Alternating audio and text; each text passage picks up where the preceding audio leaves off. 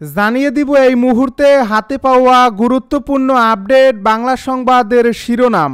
শুরুতেই থাকছে রাজনীতি নিষিদ্ধ ক্যাম্পাসে ছাত্রদলের ফরম বিতরণের চেষ্টা, উত্তেজনা। এবারে থাকছে ৩ খুনের পরও এলাকা জুড়ে আতঙ্ক, ঘাতকরা এখনও অধরা। আরও থাকছে টিসিবির কার্ড নিয়ে বিএনপির দু গ্রুপের রক্তক্ষয়ী সংঘর্ষ। এদিকে কোয়ালিটি ভালো না হওয়ায় প্রশিক্ষণরত ৬ এএসপি বাদ পড়েছেন।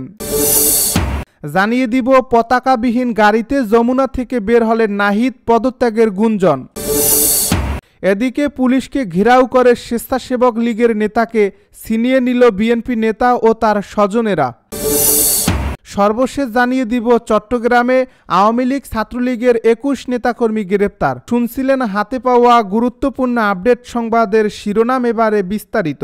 তবে তার আগে অনুরোধ রইল ভিডিওটিতে একটি লাইক দিন এবং কমেন্ট করে জানিয়ে দিন ভিডিও সম্পর্কে আপনার মূল্যবান মতামত। আরও জানিয়ে দিন ভিডিওটি কোথা থেকে দেখছেন বা কোন জেলা থেকে দেখছেন।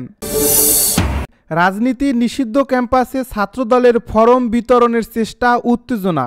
ছাত্র রাজনীতি নিষিদ্ধ থাকা চট্টগ্রাম কলেজ ক্যাম্পাসে দলীয় ফরম ও লিফলেট বিতরণ করতে গেলে একদল শিক্ষার্থীর প্রতিরোধের মুখে পড়েছেন শাখা ছাত্রদলের নেতাকর্মীরা। এতে উভয় পক্ষের মধ্যে বাকবিতণ্ডার ঘটনা ঘটছে। আজ রবিবার দুপুর ১২টার দিকে কলেজ ক্যাম্পাসে ঘটনা ঘটে।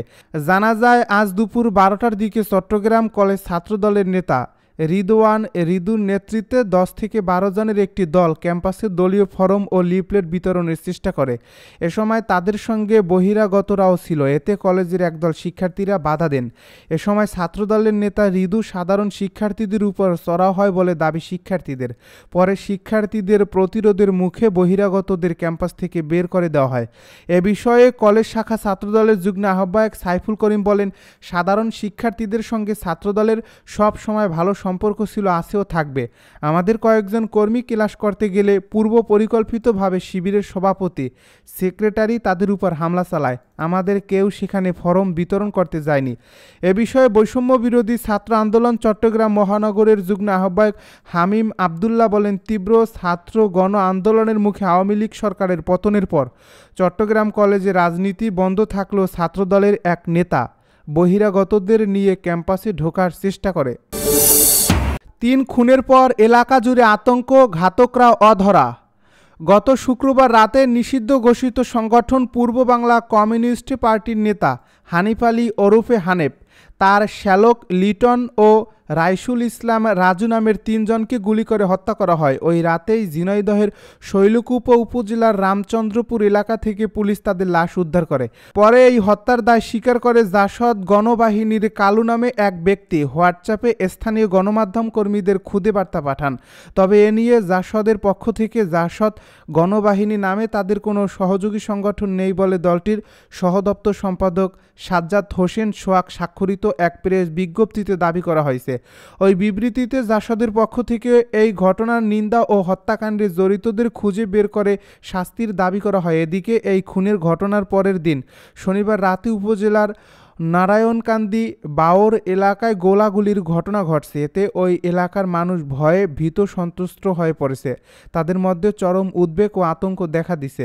এসব বিষয়ে কথা বলতে চাইলে গণমাধ্যম কর্মী ও আইনশৃঙ্খলা বাহিনীর সদস্যদের এড়িয়ে চলছেন তারা। টিসিবির কার্ড নিয়ে বিএনপির দু গ্রুপের রক্তক্ষয়ী সংঘর্ষ। রাজশাহীর পুঠিয়ায় টিসিবির কার্ডকে কেন্দ্র করে বিএনপির দু গ্রুপের সংঘর্ষ হয়েছে। এতে বানেশ্বর ইউনিয়ন বিএনপি নেতা ও ইউপি সদস্য রফিকুল ইসলাম গুরুতর আহত হয়েছেন। রোববার বেলা 11:30টার দিকে রাজশাহী নাটোর মহাসড়কের বিড়ালদহ মাজার এলাকায় এ ঘটনা ঘটে।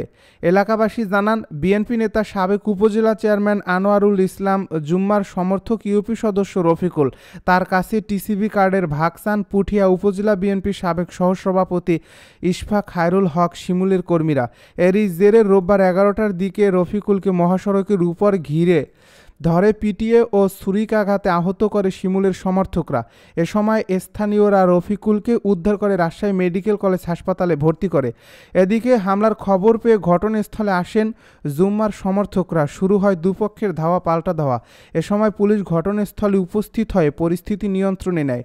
পরে রফিকুল ইসলামের উপর হামলার প্রতিবাদে রাজশাহী নাটোর মহাসড়ক অবরোধ করেন বিএনপির একাংশ। দুপাশে 2 কিলোমিটার যানজট তৈরি হয়।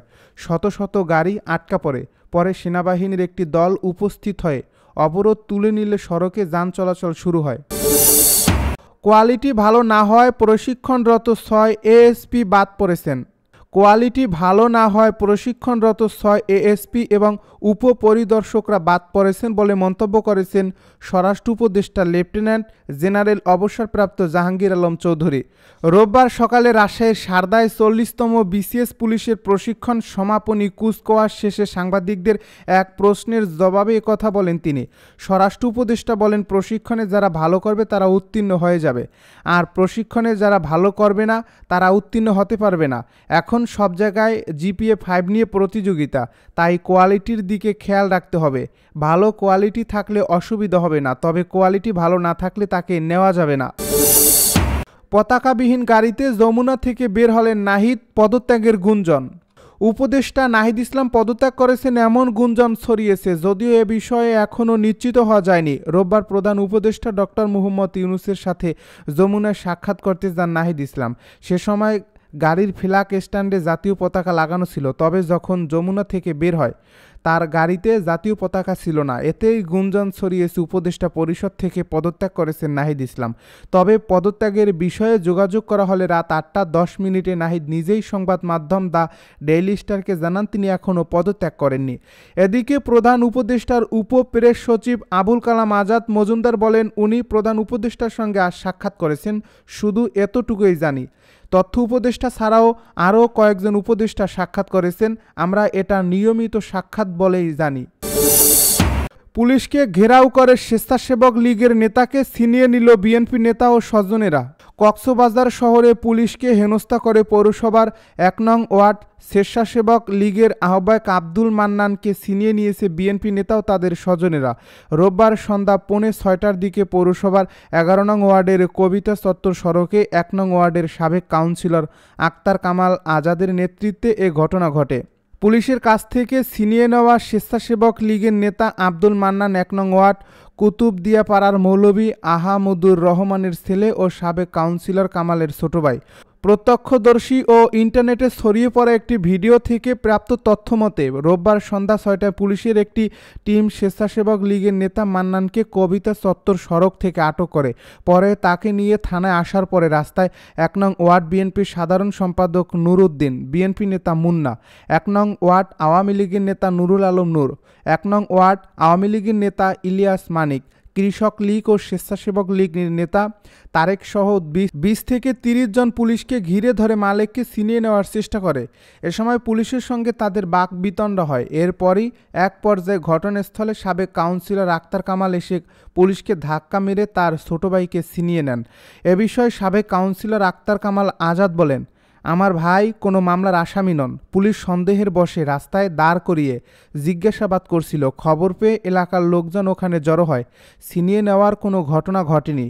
অন্যদিকে বিএনপি নেতা নুর উদ্দিন বলেন, আমি অসুস্থ, এসব বিষয় আমি কিছুই জানি না। চট্টগ্রামে আওয়ামী লীগ ছাত্রলীগের 21 নেতাকর্মী গ্রেপ্তার।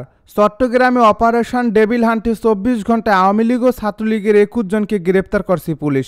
শুক্রবার রাত থেকে শনিবার রাত পর্যন্ত অভিযান চালিয়ে তাদের গ্রেপ্তার করা হয়। রোববার বিকালে সিএমপির গণসংযোগ শাখা থেকে পাঠানো প্রেস বিজ্ঞপ্তিতে এসব তথ্য জানা গেছে। গ্রেপ্তারকৃতরা হচ্ছেন চকবাজার থানার আসামি নূর মোহাম্মদ,